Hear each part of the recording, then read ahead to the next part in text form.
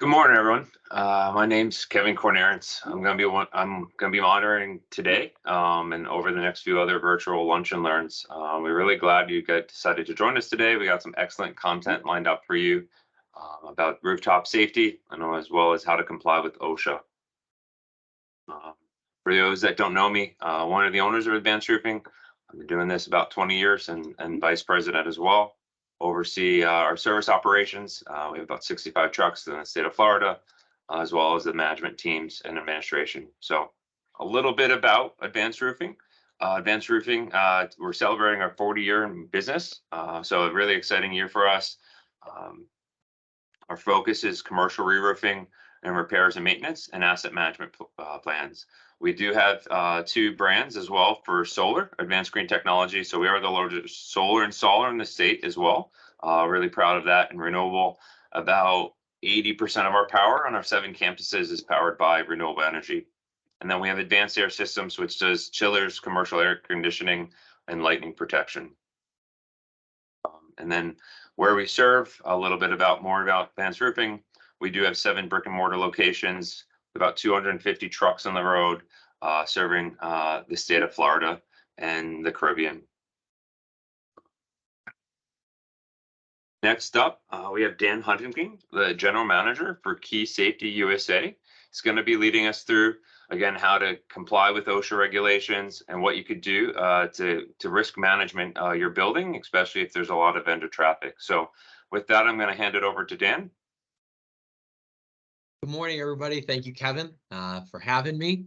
And thank you, more importantly, to all of you for taking the time to learn about something I'm personally very passionate about, rooftop safety and OSHA compliance, specifically in general industry. Just a quick tech check, Kevin. Are you guys able to see my screen? Just give me a thumbs up if you could. Yep, all good, Dan. Perfect, thank you. All right, so who am I? I'm Dan. I'm coming to you guys from sunny Buffalo, New York. I woke up to snow in 19 degrees. So I'm sure you guys down in Southern Florida are super jealous of me and where I'm at. And I just wanted to, as part of kind of our introductions, what are we going to actually talk about and learn today? We're going to dive into OSHA, specifically the rooftop fall protection requirements that will apply to general industry. So this does not apply to roofers doing roofing work for Advanced Roofing. It applies to your building that you own or that you occupy, and the individuals doing work, whether your own or vendor traffic, servicing the equipment on the roof. So the lifespan of the building, what does OSHA require to be protected? Like Kevin said, I've been doing this for about 11 years. I work for a company called Key Safety, headquartered out of Buffalo, New York. We're one of the largest manufacturers of rooftop fall protection equipment on the planet, and we're dedicated to the mission of separating people from hazards. That's what we want to do. I am going to focus today's content on the OSHA requirements and regulations so that we can really focus on what's important to you. We will touch very briefly on solutions that are available, manufactured by us, provided to you through Advanced Roofing. But the core of today's message is education, and I'm going to do my best to stay true to that. In my 11 years of experience, so let's kind of talk about an overview for today. You know, I've probably walked 1,000 or more roofs in my experience in the last 11 years. And what I've realized is it doesn't matter if the roof that I'm on is over top of a manufacturing facility, a petrochemical plant, a university, or a hospital. I come across the same hazards over and over and over again, different applications, but the same hazard. So what we're going to do is just distill all of that down into 3 primary hazard areas that need to be addressed. We're going to understand what OSHA says about them. I'm going to explain the reasoning behind the OSHA code, and then we'll talk about solutions that apply to each of those hazards.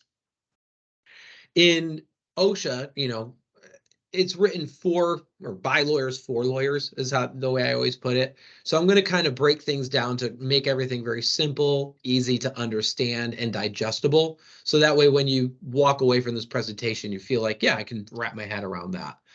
But as always, Our expertise is available through Advanced Roofing. If you need any expert opinions on your roof or on OSHA compliance on your rooftop, give Advanced Roofing a call. We'd be happy to partner with them on your roof to provide a rooftop safety assessment, which we'll touch on at the end.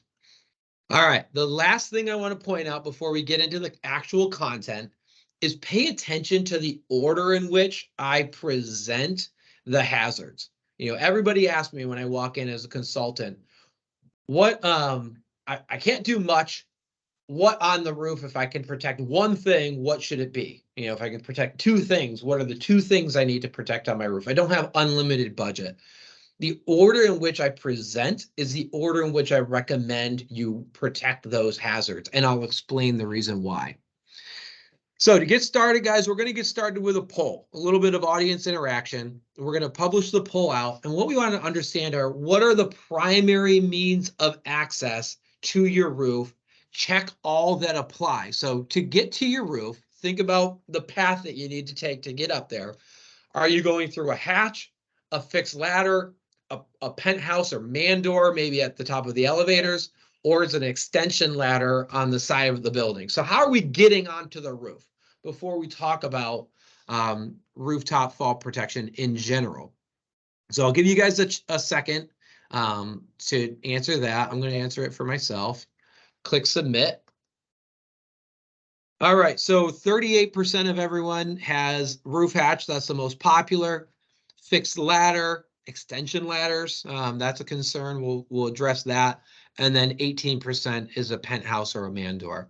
Roof hatch is by far the most popular in my experience, and we'll talk about those directly. So let's talk about access points.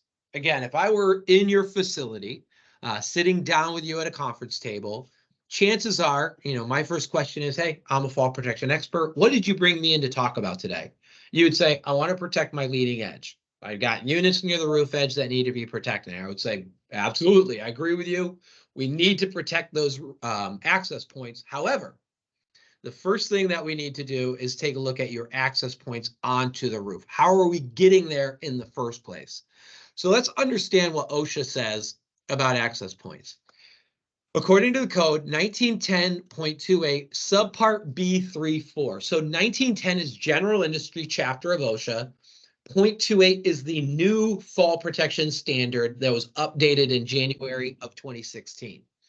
According to this subpart, OSHA says that each employee must be protected from falling into a ladderway floor hole or ladderway platform hole by a guardrail and toe boards erected on all exposed sides except at the entrance to the hole where a self-closing gate or offset must be used. So again, written by lawyers, written for lawyers. What are they even saying? Let's break this down. So it's saying that each employee is protected from falling into a ladderway floor hole.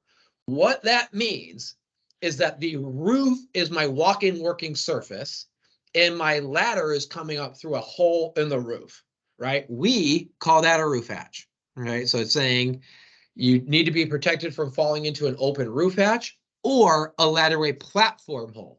In this scenario, the roof is your walking working surface that you're stepping on and off of as a platform at the edge. And they're talking about a fixed ladder on the side of a building or an extension ladder on the side of a building. It goes on to say that we need to protect those openings by putting guardrails around the opening. So on either side of the ladder at the edge or around the hole that is exposed by opening up that roof hatch, except for where I need to access it, at which case I have to put in a self-closing gate or an offset. We'll get into the terminology, self-closing gates and offsets in a minute. The first thing I want to do is justify to you why I think access points are our most critical hazard on a roof and need to be protected. For me to explain that, we have to understand how we assess risk as professionals in the first place. So this is a tool, a lot of you are probably familiar with it. It's called the risk assessment matrix. The way that it works is we rank and then multiply the potential severity of an accident occurring times the likelihood of that accident occurring. We multiply those two numbers together, and then that tells us if it's a neutral, moderate, or critical risk. Severity is easy for us in fall protection to rank because we're always at a 5. Even at the lowest threshold in which OSHA requires fall protection, which is 4 feet in general industry, 6 feet in construction. If you're 6 foot tall, do me a favor, don't actually do this, but imagine yourself standing on top of your desk right now, which is probably about 4 feet above the ground. So your head is now 10 feet above the ground, and just fall backwards and just hit your head on the concrete or whatever floor is down below you. That would be a debilitating fall, right? Potentially a fatal fall at the lowest possible threshold that we have according to OSHA. Most of the buildings that we're working on are, 2 to 4 stories up.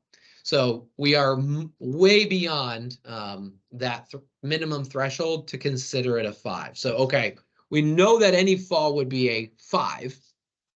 Where people get it a little bit confused is when we're trying to assess risk and we're trying to measure likelihood, right? And what you hear people saying when they're trying to measure likelihood is they'll say things like, well, we've never had an accident before, so we're good, or we're not risk takers, or, we don't go up on, if the weather's kind of bad or whatever. They're trying to use subjective terminology like we've never had an accident before to predict the likelihood of whether or not an accident will occur. And when I see that happening, I always try to call it out and say, guys, what we're trying to do by you telling me that is we're trying to measure the likelihood of an accident occurring. But let's not talk in subjective terms. Let's talk in objective terms. How can we measure the likelihood of something of occurring and then rank it relative to the other activity in that space? So the number one measure of likelihood is frequency of exposure to the hazard. The more times I'm exposed to the hazard, the higher my likelihood of an accident occurring is, right? In statistics, it's why more accidents statistically happen within 2 miles of your house than anywhere else, because most of your driving happens within 2 miles of your house. Every time you leave and come back, you're within 2 miles of your house. It's frequency of exposure to hazards. So let's apply this knowledge then to an example on a roof. So let's say this is your facility, and for the sake of the example, my primary access point is this roof hatch right here. And on separate occasions, I need to service this HVAC equipment twice a year. I got PMs, I got to change out belts. Once a year, I've got to reseal these skylights because skylights just have a tendency to leak. 4 times a year, I have to service that HVAC equipment. I've got 2 belt changes and 2 filter cleanouts that I need to do. And then twice a year, spring and fall, I have to clean out the drains along this edge as well. So the question becomes, which fall hazard, are your workers exposed to most frequently? The leading edge, the skylight, or the access point? Now, if I were in person, I do this presentation in person quite a bit, 2 of you would say the edge, they go there 4 times a year, right? Which, okay, yeah, they're hitting up the edge 4 times a year. Most of you would say the access point. Obviously, the title of the slide is access points. So I know where this is already headed. But my question is, but let's count it up. Let's actually measure objectively our exposure frequency in this example. So I know I've got to go through that access point every time I'm headed here. So I'm doing it twice a year. That's 2, plus 1 is 3, plus 4 is 7, plus 2 more is 9. I've got 9 exposure events at my access point. Not quite, because I'm going to hit it every time I go up and then every time I come back down. So I have an 18 count of exposures to my access point, exponentially higher than anywhere else on the roof. And that's why I think access points are so critically important to protect, but often one of the most overlooked elements of your fall protection plan. So let's dive in. Let's kind of understand this a little bit deeper.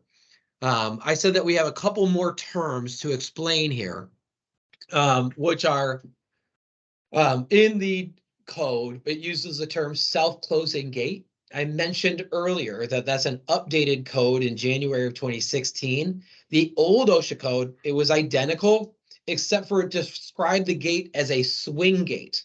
It didn't describe it as a self-closing. And in about 1982 or 1983, there was a letter of interpretation sent to OSHA in which somebody said, hey, can I use a chain instead of a swing gate? And you got to reattach a chain at an opening. You got to close a gate behind you. What's the difference? And OSHA allowed it. And then when the new code came out, the question was asked to OSHA, hey, can we use chains instead of self-closing gates? And OSHA said, no, you can't. It goes on in the Federal Register, which is this link down here.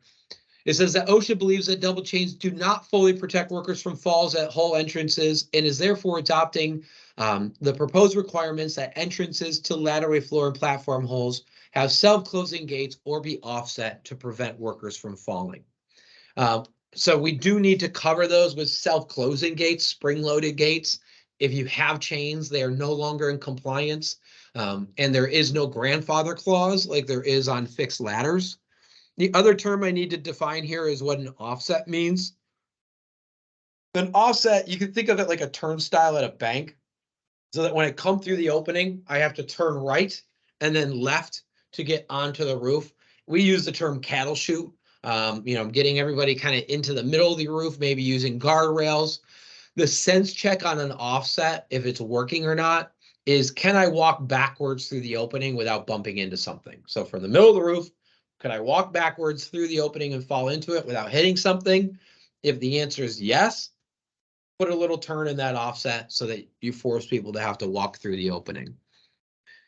As far as solutions are concerned, we manufacture Key Hatch. It's our product that's designed to bolt to the drip edge of the roof so that we're not penetrating into your beautifully installed advanced roofing product. It just attaches to the drip edge. It fits all standard models, and it's designed to go around the opening and provide you with a self-closing gate to be able to get up and through the roof edge or through that opening. Or we'll do what we call as a KeeGuard ladder kit. So we'll mount to either side of your ladder on a fixed ladder on the side of a building. We put non-penetrating guardrail, our KeeGuard product, on either side, and then we mount the gate to the railing. There is nothing worse than a gate mounted to a ladder. That is so annoying. Gates are not supposed to be mounted to ladders directly, because as you're trying to climb up and pass through, they're trying to close on your hand as you're making that transition. You shouldn't have to touch a gate on a properly designed fall protection system. It should just, your body should push through it. It should open up and then close behind you. All of these solutions are obviously available through Advanced Roofing, and we can provide any expertise, design requirements, specifications that you guys need. So at this point, I always like to kind of pause and say, think about your roof, think about how you're accessing it, and how are your workers getting onto it? Do you have access points with fixed ladders, hatches, or extension ladders on the side of building? Those are so dangerous, especially on a flat roof with a parapet that you have to step on up and over. Trying to step over a parapet, transition your body onto a extension ladder. Your building envelope is most likely an aluminum flashing that's really slippery. You can't tie that ladder to anything because you don't want to poke holes in the roof. I always suggest figure out a way to put a fixed ladder at that point. Or if it needs to be temporary, use a basket. We can set up a standard access point with guardrail and an opening.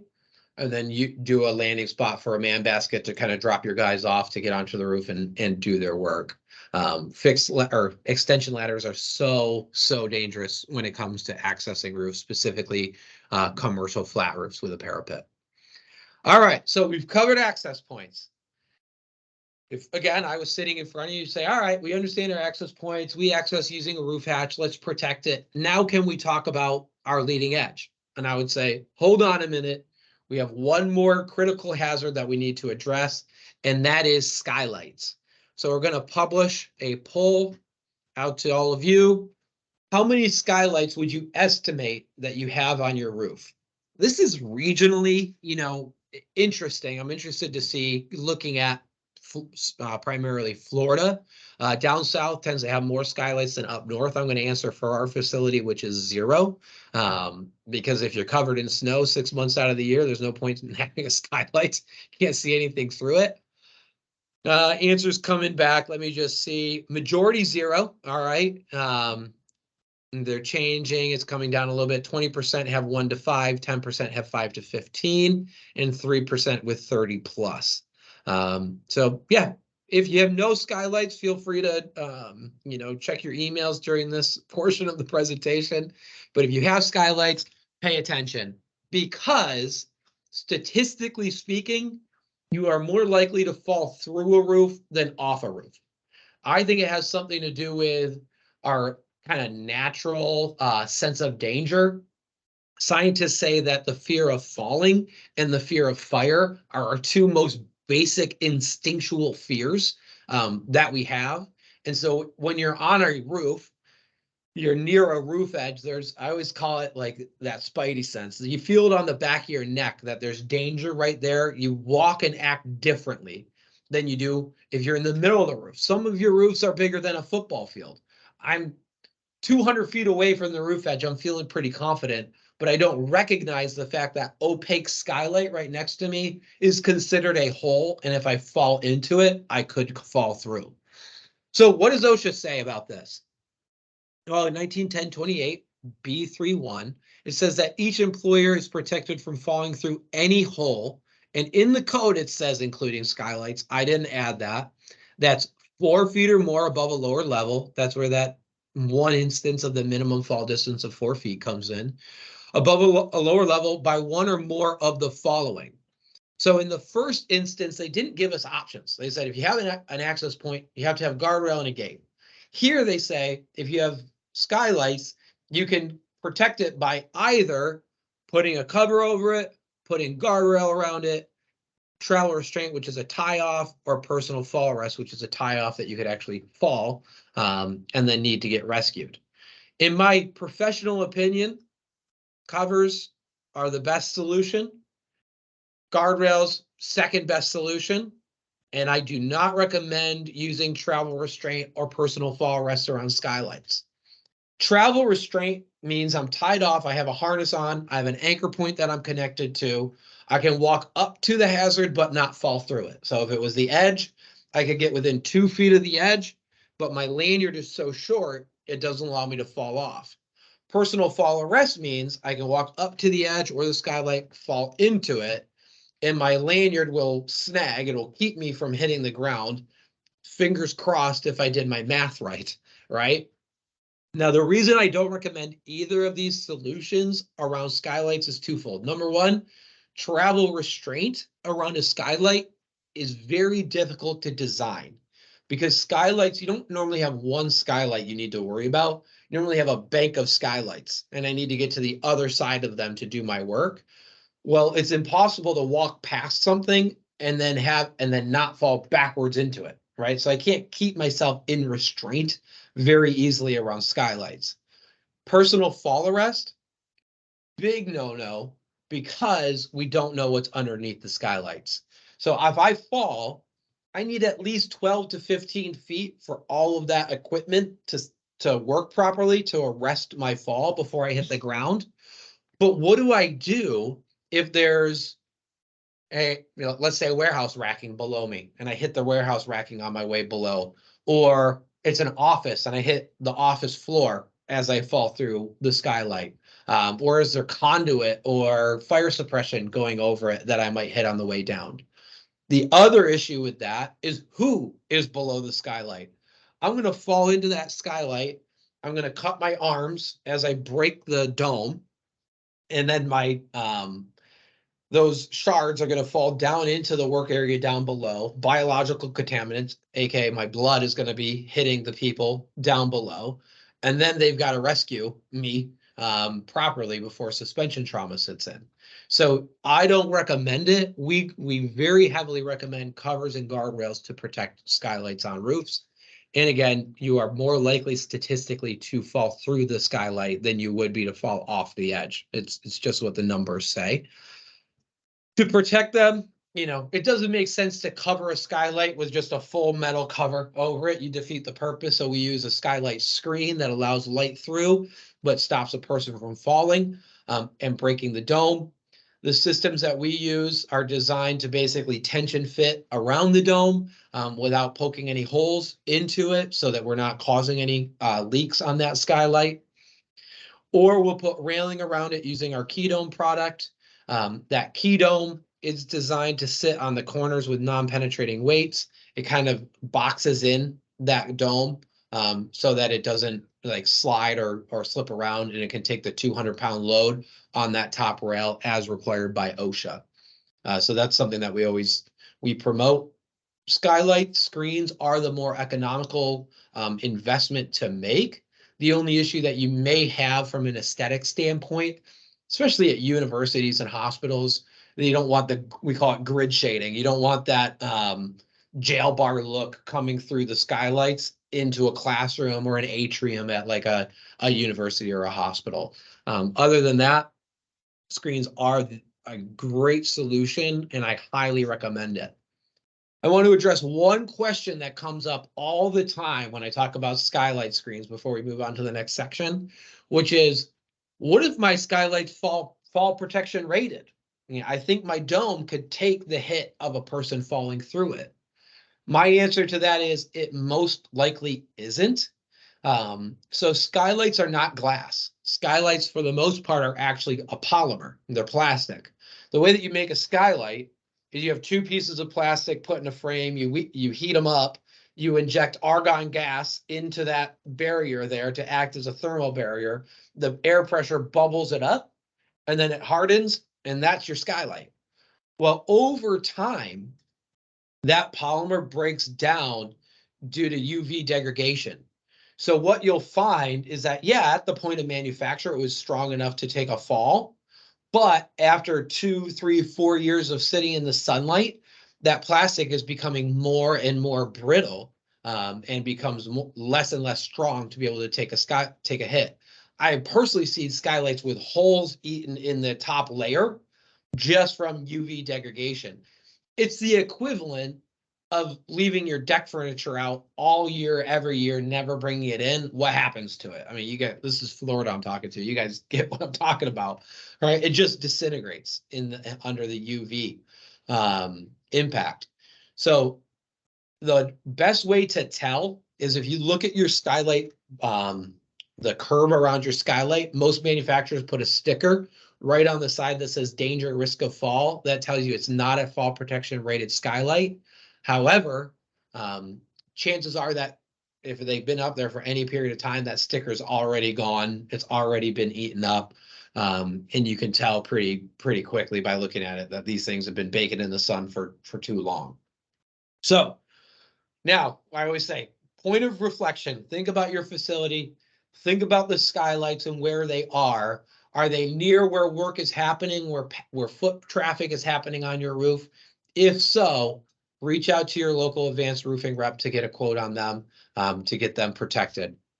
So we've talked about access points, hatches, fixed ladders, extension ladders, God forbid. We've talked about skylights.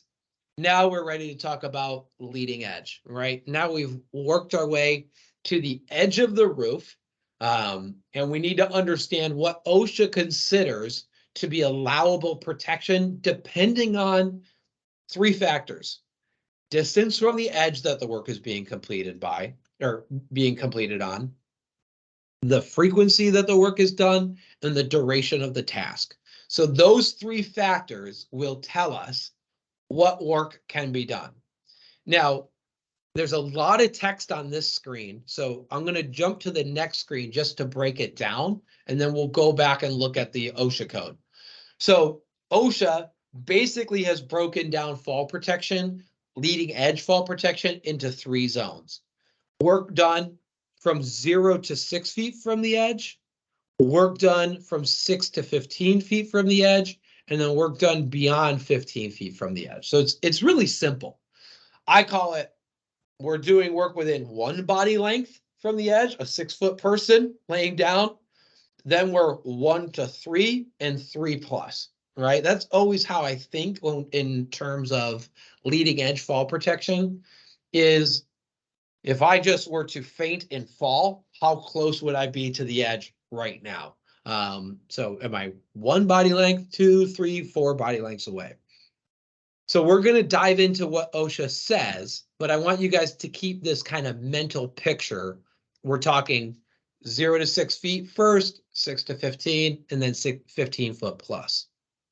So according to OSHA 1910-28, subpart B13, this is zone 1. When work is completed less than 6 feet from the roof edge. It tells us that the employer must ensure each employee is protected from falling by use of a guardrail system, safety net, travel restraint, or personal fall arrest system. All right, so let's talk through each of those. So this is the danger zone when it comes to leading edge fall protection, that 0 to 6 foot range, right? I always like to point out any mistake can prove fatal in this zone.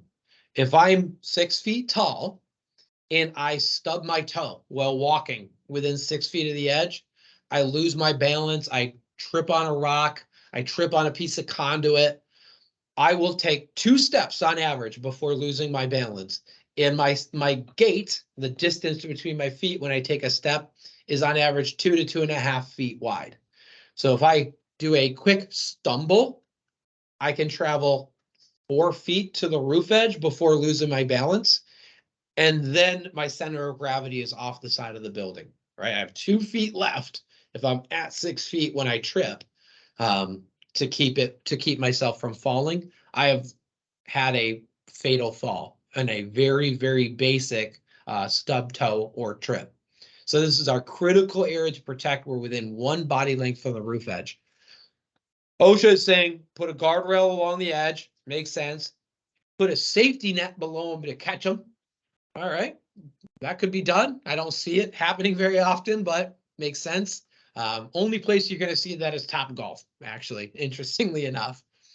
Travel restraint, have a tie off and a lanyard or personal fall arrest. Tie off with a lanyard that will keep me from hitting the ground if I fall.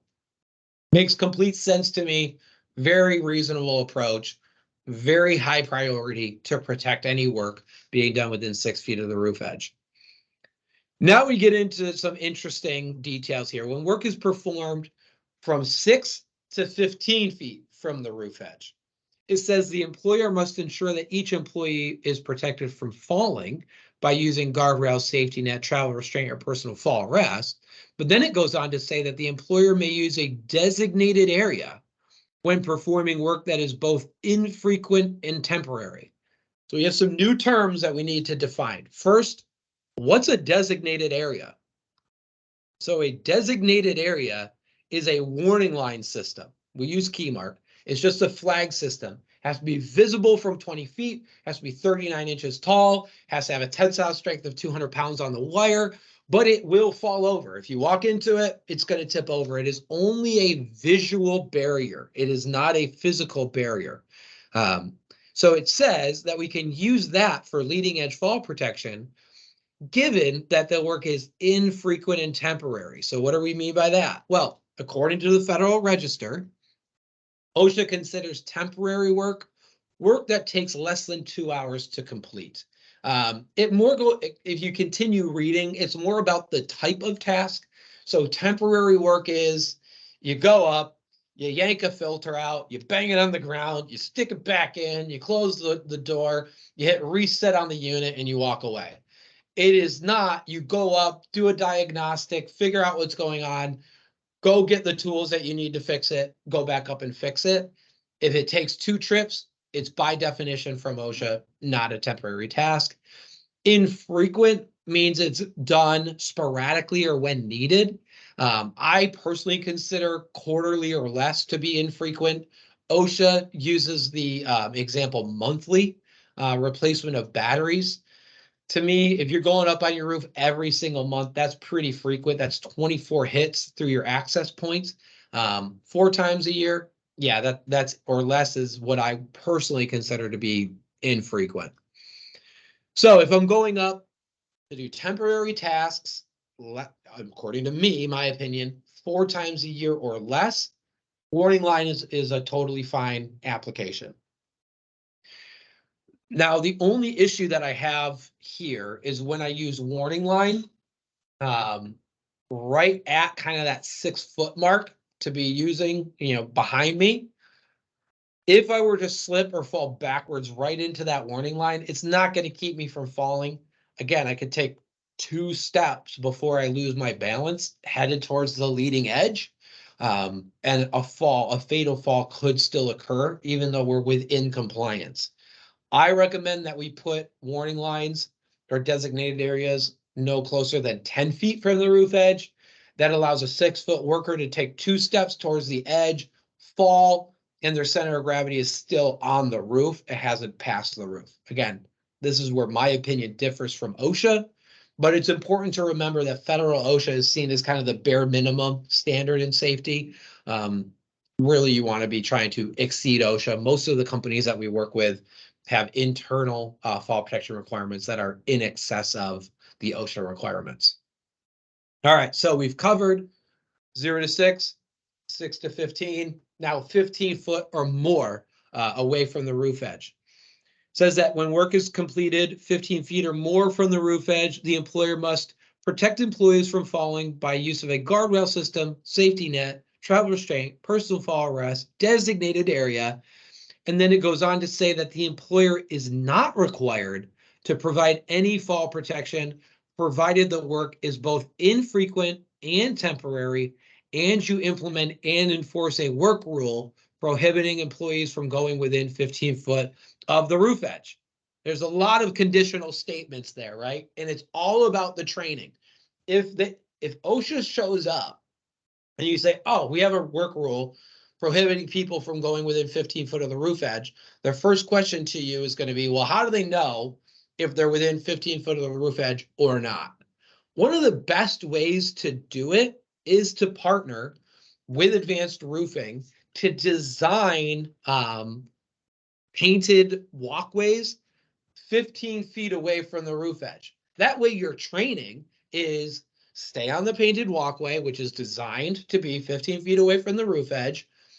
If you step off of that walkway, you need to either be tied off or have a guardrail between you and the edge, right? It's a super simple and direct way to integrate your roofing solution with your safety plan. And it's a very effective way to kind of train on that. So we've covered kind of our 3 zones. I just like to tie this back to very quickly the risk assessment matrix that we started with, right? Let's apply this to roof edge fall protection. Let's exchange the word likelihood with distance from roof edge. The closer I get to the roof edge, the higher my likelihood of falling over the roof edge is, right? If I'm 3 or more body lengths away while doing my work, it's going to be pretty hard for me to slip, trip, fall, do a somersault, and get to the edge versus I'm working at 5 feet away from the roof edge and I stub my toe, I stumble and fall off the edge. So we can say, we can follow the same logic, prioritizing our units or work that is closest to the roof edge as our critical hazards and work our way in from there. As far as solutions are concerned, one of our best product from a sales standpoint is our non-penetrating KeeGuard railing system. It's designed to sit on your roof, not penetrate the roof, and provide roof edge fall protection. We are able to design it to meet wind load requirements that are down in kind of the southern communities of Florida. We basically reduce our number of uprights and increase our number of weights that sit on the roof. So reducing our surface area visible to the wind while increasing the amount of weight holding the railing down to the roof. We also have solutions if you have a metal profile or standing seam roof, where we can attach to that. I touched on this very briefly. We use warning line systems to meet the requirements of demarcation or designated areas according to OSHA. Once again, non-penetrating base to sit on the roof without penetrating it or poking holes in it. And then finally, our weight anchor, our non-penetrating anchor point can be used to be set up.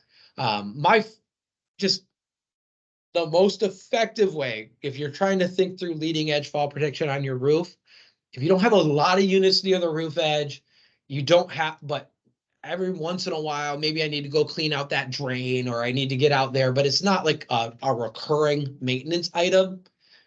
Best way to do it, do a designated walk path at 15 feet, paint it on your roof, have a non-penetrating anchor point system inside of that I can move around, set up as needed on my roof. The rule is you set it up behind the walk path, then you connect to it with a restraint lanyard, you walk out, do your service, and you walk back in. And you just leave the anchor up there.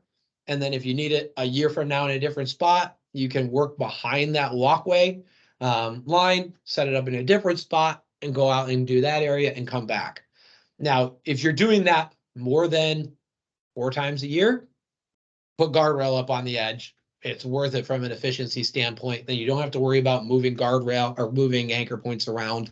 But it's for those times where, you know, I've got this one roof on my facility. We don't get up there only as needed, but we want to be in compliance. How do we do it? That's just a really effective and simple solution to get that done.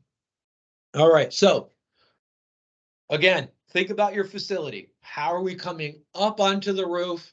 How are we walking across the roof? Are we coming across any skylights or holes in the roof? And then where is the work being done in proximity to the leading edge? So think through kind of that whole process for your roof specifically. We've got 15 minutes kind of left on the call. So what I want to do very quickly is say, all right, I'm going to not shift gears, but we have another hazard that exists on roofs that I don't rank at the same level of these top 3, right? Access points, openings, edges are all fatal falls.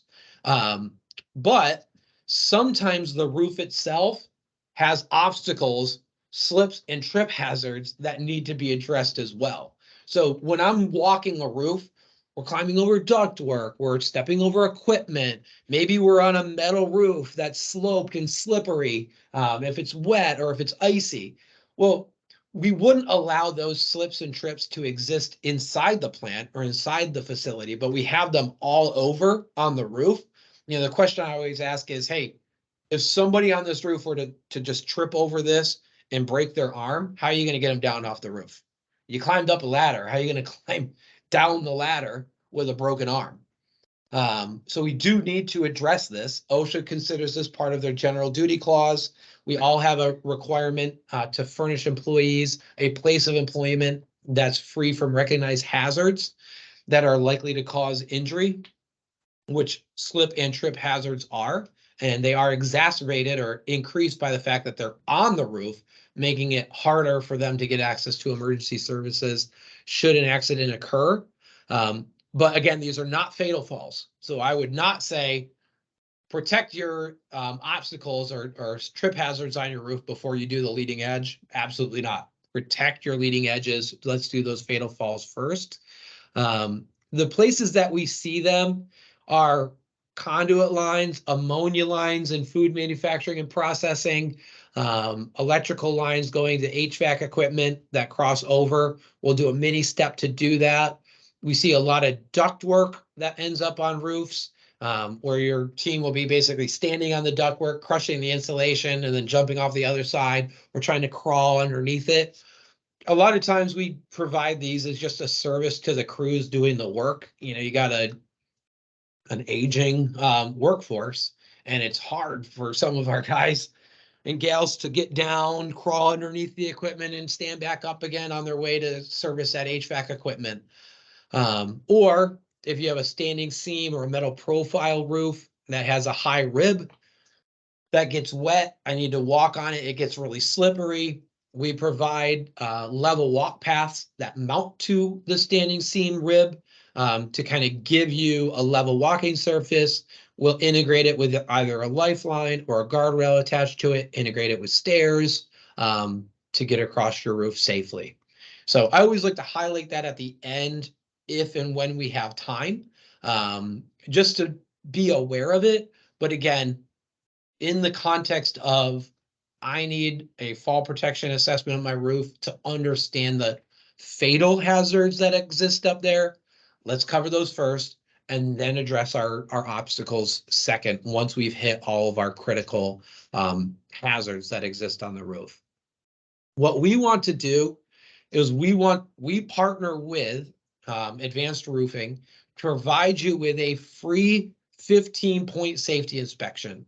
And I'm going to hand it over to Kevin to kind of walk you through that process and your contact points of contact to get that set up. But it is with our guidance and our influence to help make sure that you guys get the best fall protection solutions possible to meet your specific needs at your facility. So thank you guys. I hope you guys learned a lot, and I'll hand it over to Kevin. Thanks, Dan. A lot of great content and great visualizations on how to apply that in real world via webinar. So appreciate that. Round of applause for Dan. We do have contact information for the local markets in Florida. So we'll pull that up shortly with the contact information. So you could always reach out to your contact via email, or these you could see in each of the local markets contact to get your 15-point roof inspection scheduled. Again, want to thank everyone for being here today. If you are in the Orlando market, we are doing a 40-year celebration, so we'd love to see you there. We could talk safety there too. We could check out the rooftop bars, making sure they're in compliance with Dan's expertise. So it'd be great to see you there. We do have a few questions that I wanted to see. Dan, if you have a chance, going back to Skylights, Roderick asked, does NFPA have any direction on Skylights? I don't know if that's a related, NFPA is the National Fire Protection Association. Got it. Okay. I'm not an expert in that field, but I do know when we're doing skylight protection, we have to be super aware of if that skylight is a smoke vent as well. And then that will determine the type of protection that we'll put around it. Some skylights are designed in the event of a fire to pop open and it vents the smoke out of the building. We don't want to put a skylight screen over that skylight then, because we're basically enclosing it and we could impede its ability to open up. In those cases, we design a guardrail to go around it. And we design it to make sure that the screens or the dome can open without hitting the railing on either side and breaking that dome. So I'm not sure on the exact NFPA requirements, but if you do have vented skylights as smoke vents, we have solutions for them, but we need to be aware of that when we're designing the systems. Really good question. Appreciate the additional insight, Dan. Another question from Ayala. Is there a recommendation on roof coverage for safety? So is there any content available out there that you know, if it's metal or clay, deep slope versus low slope? So there's nothing in the OSHA code that would give you requirements or direction on the type of roof to use from a safety standpoint. From my personal experience, flat is best. White PVC is super slippery. It's hard to walk on. If you have a metal roof that's sloped, put a walkway on it, a level walking surface to get you to what you need to manage. And if you have a metal roof with skylights integrated into it, they're just flat panel skylights that sit in flush. Those need to have screens on them. They're impossible to see as you walk across the roof. And do not use a Galvalume like spray on top of it without marking off where the skylights are, because that can cover it up and make them disappear. So nothing from OSHA specifically, but just my opinion based on my experience. That's what I would recommend. Thank you, Dan. Last question we have. So if anyone has any other questions, please submit them in the chat. Donica says, I assume roof repair people are protected, but what about other types of inspectors? Do we assume they are taking precautions on, and she's referencing a 5-story steep slope roof. So it's interesting. That's a really good question. Anybody doing repair work, like a roofer coming in to do repair work, they need to provide their own fall protection to ensure their safety, or you need to provide them with a solution if they're on your building. In OSHA 1910-28, A1, so the first paragraph says, this applies to everybody in general industry doing work on roofs. The next paragraph is A2. It says, except for those conducting inspections. So if you're inspecting, like when we go up to assess a roof, according to OSHA, we are the exception to the rules that are laid out in OSHA. So you can go up and do an assessment, because who can assess the fall protection needs without there being any fall protection? Our company, being a responsible employer, we have a dynamic risk assessment. It's called our Power App. It's point of work evaluation of risk. We developed an app on our phones, and we go through and do a quick assessment of the dynamic hazards that we'll be exposed to on the roof. We require all of our guys to wear climbing helmets that are designed for rock climbers if a fall were to occur, to protect their brains, to make sure that they're protected during the inspection. But according to OSHA, if you're an inspector, you are exempt from the rules outlined in 1910-28, which is pretty interesting. But I would never put one of our guys, and I wouldn't recommend that you do it without doing a risk assessment first, training on what hazards are there, and obviously monitoring for safe activity while you're up there.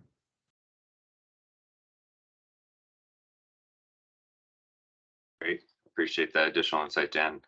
Last question here. It came on early on. Looks like we have attendee from California. I don't know if there's a contact or a resource, if there's different codes that apply from this presentation, or we can put them in contact with the right person. Yeah, so California, Cal-OSHA is different. They have stricter requirements. We are able to meet those requirements.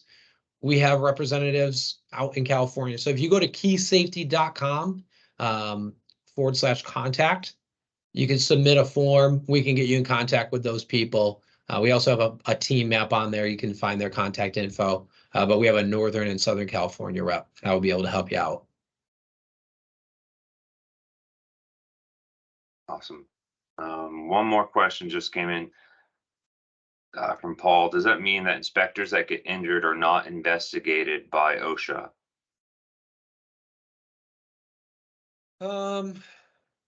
I don't have any personal experience with inspectors being injured. They would be investigated by OSHA in that any workplace fatality or injury is up for investigation at OSHA. It doesn't matter what you're doing. Somebody gets hurt at your facility, you're open for investigation.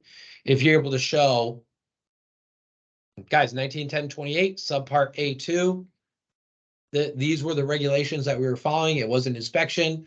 This was our dynamic risk assessment that we did ahead of time. You are following OSHA, but it doesn't mean you won't be inspected by them. But it means that you can justify your actions if they do show up. Excellent. Well, that's it. Again, Dan, awesome information here, keeping everyone safe. If anyone has questions, feel free to reach out to your local contact, and we'd love to do a safety inspection, especially before hurricane season. Now is the perfect time to do evaluation. So thanks for joining today, and then everyone have a great rest of the week.